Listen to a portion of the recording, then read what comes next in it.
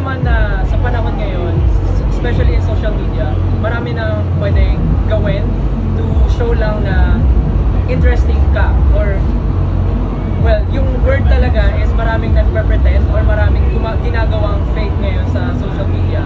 So, yung word na ay yung parang pagiging unique, yung authenticity, is yun talaga yung pinaka-importante as an artist din.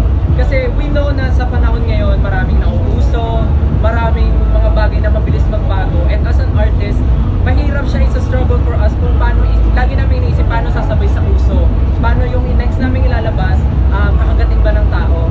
Pero pag masyado mong iniisip na sumabay ka sa uso, mas-stress ka, mag-pressure ka, dahil napaka-fast pace ng nangyayari ngayon sa mundo. Kung iisipin mo yung palagi, hindi ka makakasimula ng something na nagmula sa'yo dahil isipin mo lagi nagbabago, so sasabay ka doon.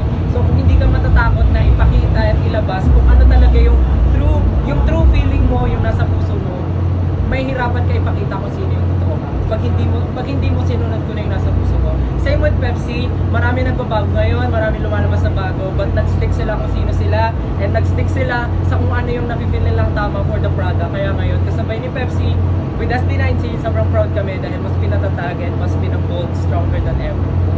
Kaya po, we believe na mapaproject mo lang yung 100% mo kapag minahal mo talaga yung sarili mo. Yeah. Kapag tinanggap mo kung sino ka.